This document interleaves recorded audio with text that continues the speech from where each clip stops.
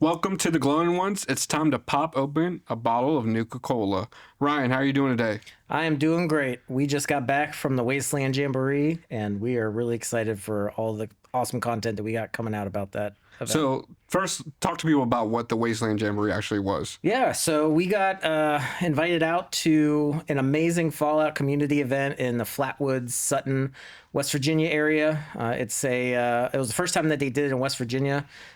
This Fallout for Hope, they're an organization that has been putting on these jamborees for a while now out in Nevada, and they decided to come out our way to West Virginia and just get the Fallout community together, raise some money for some good cause, and just have a bunch of fun with people who are in the Fallout community. Yeah, I think there's a couple different entities with it. It's Buttered Popcorn Events, Old Man Liver, as I like to call him, and then Fallout for Hope. Yep. So there's a couple different things with it. Part of it is that they raise a lot of money for charity, which is absolutely incredible. It was just an amazing event. That was my first time ever attending something like that. I've been in New York Comic Con, so that was a little bit similar, but this one has just pure Fallout. And to be even more beautiful that it was in our state of West Virginia in Flatwoods, where a lot of people may have never been before or had never any plans to actually go to Flatwoods, West Virginia. Yeah, no, I think it was a perfect spot for it. Obviously, Fallout 76 is set in West Virginia. Flatwoods is kind of one of the areas that really leans heavily into the cryptid lore, so that goes nicely with Fallout with the Flatwoods monster. And the community was great. Everybody came together, and the local businesses were really supportive. The area that we did it at was great. They had all kinds of room for vendors and all kinds of room for people to stay and set up and do all their cosplay. So it was great. All right, so the cosplay was crazy. I mean, look at me right now in my custom Pip-Boy and Vault suit. But what was your favorite one that you saw out of everybody? Man, there was a lot, but I have to say a young lady dressed up as Frozen Nora from Fallout 4. And Fallout 4 is my favorite game in the series. And when I saw that, I was like, I have to get an interview with her. I mean, the detail that she put in to her cosplay outfit was insane. Like, she literally looked like she had just come out of a cryogenic chamber. It was crazy. So Frozen Nora from Fallout 4 was my favorite Fallout. And it's one of those cosplay that you would not think would be a common one that somebody would do. Very It's like, niche. yeah, so out of there, but she did it. I mean, the detail that she had, the frozen parts, just everything that she did was like perfect to a T. So she was very, very talented. Shout out to her. We'll definitely tag her in the video. Absolutely. What was yours? I think there's only one answer for this, and that is Fisto. Yes. Unfortunately for Moy, he had to assume the position, but yeah. Only cost me 10 caps. But Fisto was there. This guy came out in a full Fisto costume. I mean, and he even had like a little voice line modulator thing that would say assume the position. So good. What was my servos needs readjusting or something like that. That was hilarious. That was really good. Yeah. I mean, the only downside of it was he didn't really have hands, so we had to kind of cradle the mic into his claws to be able to get a soundbite from him. But I mean, there was people in full power armor.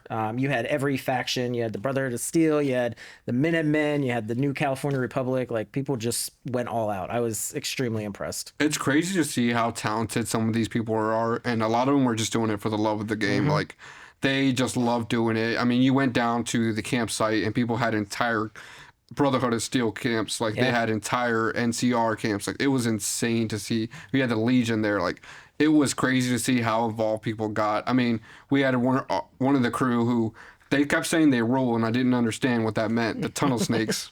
Yeah, just, if you take anything away from this episode, it's probably that the tunnel snakes rule. 100%. So, a bigger part of the weekend was the gala. Yes. So talk us a little bit about what the gala was. Yeah, I mean, it was an amazing experience. It blew me away, honestly, when, I thought maybe it was just going to be a dinner with a little bit of entertainment, and it was so much more than that. First of all, it's for a great cause. They were raising a ton of money for, nonprofit organizations, especially ones that, focus on individuals in the area that are suffering through food insecurity. Mountain Dew Food Bank. Yep, and there's a lot of societal issues, unfortunately, in the state of West Virginia. So it was really great to be able to do, that. That was a great cause for sure. But we had live entertainment. I mean, we had a couple of bands come in. We had the Satin Dolls came the whole way in from Nashville. They were talented. They had just incredible voices. I mean, that was so cool. We had a brass orchestra as well that came in. And there was even a special moment that happened in front of everyone, and it was something that you don't see every day. A female attendee proposed to a guy that was there, and he said yes, and they got engaged. Yeah. So that was really cool to be a part of, to be able to see something like that. And I mean, what a dream to be able to be proposed to at a Fallout convention. You know? I know. I mean, you still got time to get married. You could do it. You could do it in Goodsprings. I do not think that that's definitely not going to be in the cards. That would be a hard no, probably, if we did it somewhere as nerdy as that. But you know what? It was great, and they were really awesome, and we got to witness that, and that's something special to be a part of. One of somebody's best days of their lives. So that we had a great meal. I mean, the catered food was just incredible. Like, they really went all out. We had some really special guests with us that got to go to the gala. There was literally 4 or 5 people in full power armor suits. That was insane because the detail. Yes. They had smoke machines shooting out of them. Like, it was, and these were like, I mean, they were tall. Yes. Like, they were full power suit armors. Like, I was shocked because I was not expecting that. And then they even had female ones. Like, it was so cool to see the variety. And then you see the little guys in the little power armor coming through, and then the guys are just towering over them. It was so good. The level of detail and attention that these people do is crazy. I mean, even the sets just in the main area with all the props. I mean, in the campsite, the prop makers, like, it was absolutely incredible to see, like, what some of these people do and how talented they are, honestly. It really was impressive. I mean, there was like just things that I'm like, I'd never be able to come up with something that intricate and that awesome. And they were just, you just saw it every time you turn around, somebody was in some other really cool outfit, doing just an incredible cosplay and really just getting into it and, being a part of this community. So one of the things that I really loved is that so at times when conventions or things come into cities or towns, a lot of times they don't like it because they increase traffic.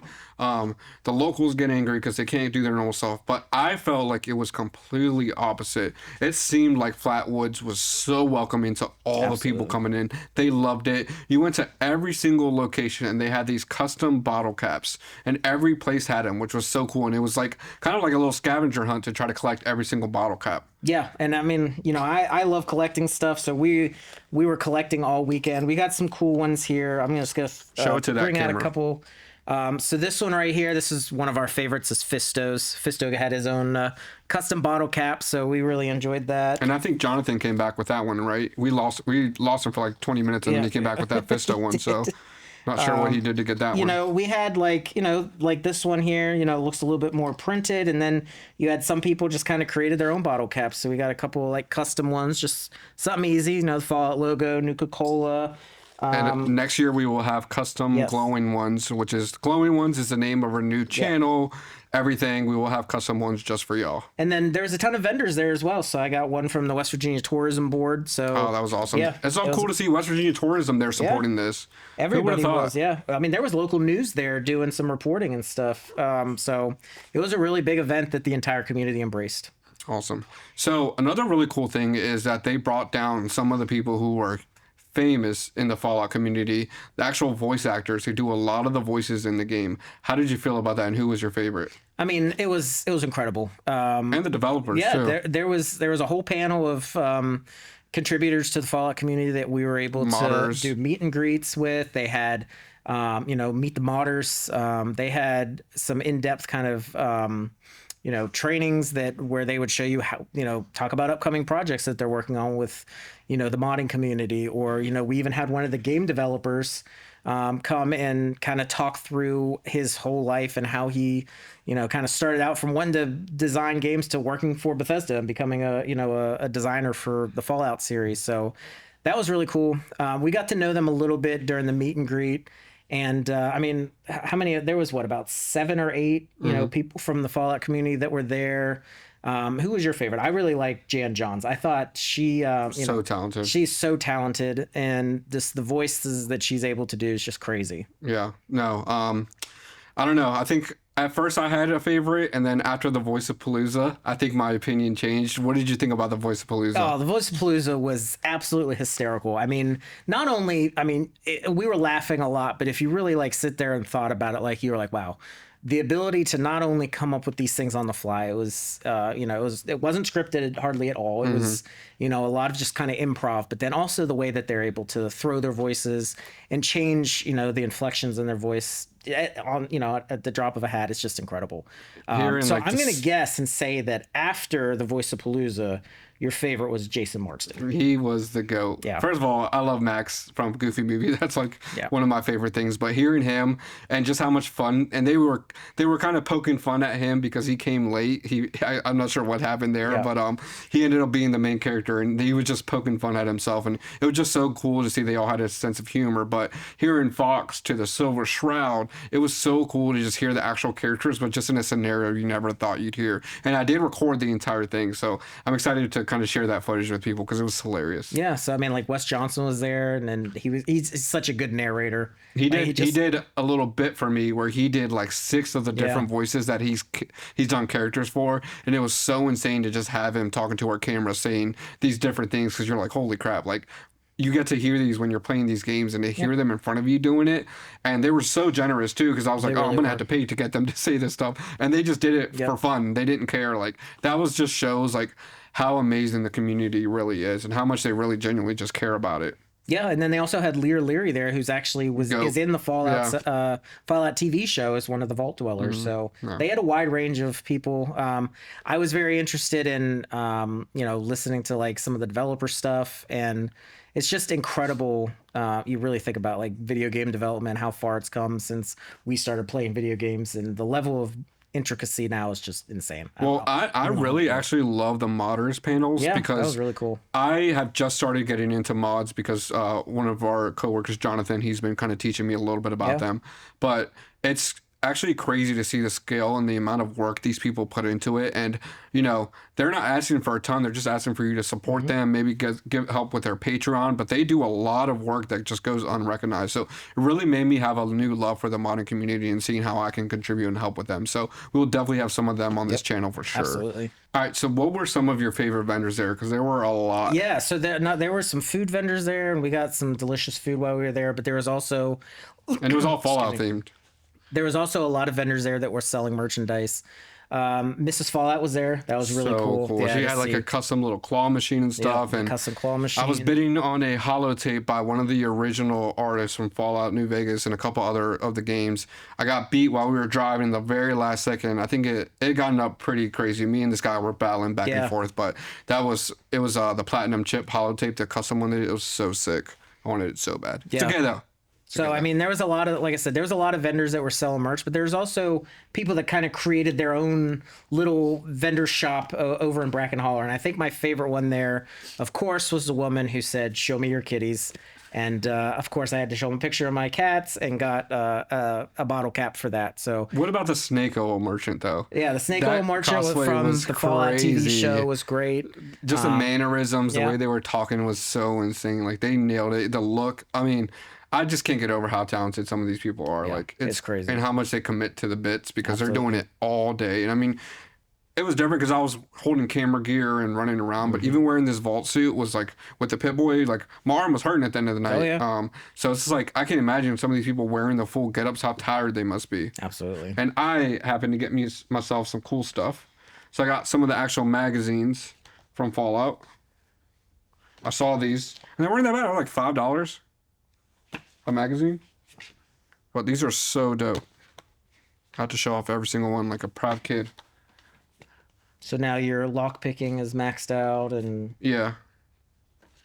melee, all that. I'm set, bro. Yeah, these are fire though. I'm definitely That's really cool. Gonna keep these, and I definitely it has kicked off my Fallout addiction again to where absolutely. My wife's probably gonna be seeing a bunch of stuff coming in. I think the day after I had a Fallout watch come in and it glows in the dark and stuff, so it's there again. Oh yeah, no. As soon as I got back, I was like, you know what, I got to start another run through. So I started a run through of Fallout 3 just recently. Nice. Have you played Fallout 3 before? So Fallout 3 is the one Fallout game that I hadn't played before. Oh my gosh, I think it's my favorite. Just walking through the Capital Wasteland and hearing Three Dog, like that's... Yeah, no, that was the one that I hadn't played. I knew a little bit of the lore, but that was the one that was kind of the blind spot for me. So I started playing it. Already met the tunnel snakes. Nice. Unfortunately, Did you say Butch's mom? I tried to, but You let the rad roach kill her? well, I tried to kill the rad roach and I misfired. My aim's not great, you so killed the mom? I did kill the mom. That's crazy. Luckily, they just thought that I let the rad roaches kill her, so he didn't. And you're wearing a rad roach. That's exactly. That's so disrespectful to Butch's mom. Sorry, Butch. I tried, but my aim was not great coming right out of the vault. I was still using a BB gun. His voice actor was there too, wasn't he? Butch's? I'm pretty sure it was. Yeah, because he had said that one line. Yeah. Because he's also the adoring fan. I think. I'm pretty sure it's the same guy. Incredible weekend. I am looking forward. I think they're having an event in Orlando that I would love to go out to. I think we're gonna make that happen. We're gonna make that one happen. And then also Goodsprings. I feel like we have to go to that. Yep. I mean, I just loved capturing the weekend. Yeah. It's so much different. I mean, I think it's fun attending, but when you have a camera in your hands and capturing it, people are just so receptive to you, and it's such a different experience. And I personally enjoy that more. But I'm excited. I think it's gonna be good. I can tell you, we've filmed other things where we've had people say, I don't want to be on camera, walk away, please. I don't want myself on camera. Mm-hmm. Everybody was just so willing to be on camera. They were proud to show off, what they've been working on. And As they should. Yeah, and absolutely. And I think the thing that really, I want to reiterate and kind of hammer home was that it's such an inclusive community. Mm-hmm. You had people from all kinds of walks of life. You had younger people, you had older people, you had people who'd been playing Fallout since the beginning. You had people who said they just started picking up Fallout a couple weeks ago. Yeah. Everyone even had couples, and they were just supporting their partner, and they're like, I don't know anything about Fallout, but this is amazing. Like, this community is so cool. I mean, it was just, everyone was so friendly, and that's what I was probably most proud to see. It was just how inviting and encouraging everybody was. Is there a moment that you just were like, wow, like, this is insane, or like, this is amazing? Yeah, I think I'll probably go back to the gala when we walked in, and the room was empty because we were getting prepared, and then 4 giant power armor suits just walk in, and they're like, oh, these are the door greeters, and I'm like, what? These people are gonna get greeted by these 7-foot tall power armor, and it was incredible. Like I said, they didn't kind of shortchange it. They really went all out. They had the voice modulator, and it sounded exactly like if you were, in the series, it sounded exactly like that. So that was probably the gala. I was like, wow, they're pulling out all the stops here. I think for me, it was that first day. We gotten some stuff in the hotel, which is fine. But I walked down to the campsite, and just seeing the people walking around in the tents and the camps and like all the props, I literally felt like I was in the game, and I was like, holy crap, this is insane. Like, these people are putting in a lot of work to this. It really was just mind blowing. Absolutely. To me. And then one of the mornings they did an entire Brotherhood of Steel ceremony. New people were, invited into the order. So it was pretty cool. Did you get inducted? I did not. No, they wouldn't let me in. Are you a synth? I am not a synth. No, I'd probably be more of a. You'd be a Minuteman. I might be a Minuteman. You get Minuteman vibes 100%. I might. Yeah. But I do like Brotherhood of Steel. In my playthrough of Fallout 4, I definitely just use power armor to overpower everyone. So that's you're boring. That's a cheat. Okay, so what is coming on the future of this channel? Why are we doing this? Why are we making this whole thing? Yeah, I mean, we got a lot of stuff planned. So, I mean, we can do podcasts. We've got a YouTube channel that's going to be coming out, and we're going to have all kinds of fun videos. Of course, we're going to try to go to all of the fan events that we can. We talked about there's a convention in Orlando, and then, of course, November out in the desert there outside of Las Vegas. So, we got all kinds of stuff coming up. Do you have any other... No, I mean, just really exciting videos coming up. We're going to be getting a lot of different Fallout gear and custom things that people make in the community to help support them, but also just showcase what the fans are really, doing in the community. So that's what I really want to focus on. And I will say, within a year and a half, I will have a fully functioning suit of power armor. That's my goal. If I don't have one, then I've failed, and there's no reason for me to do this. Yeah, and we want everything to be fun, but also informational. So, there's going to be a lot. You can expect that there's going to be a high production value behind anything that we do. So we're really excited to get to it and start creating some more content. And we would appreciate it if you all would follow along. Mo, you want to let them know where they can follow us at? We are the Glowing Ones, so that's where you can find us on all channels. Media at glowingones.com as well. You can find us there. So we are out. Thank you, Wastelanders. Peace.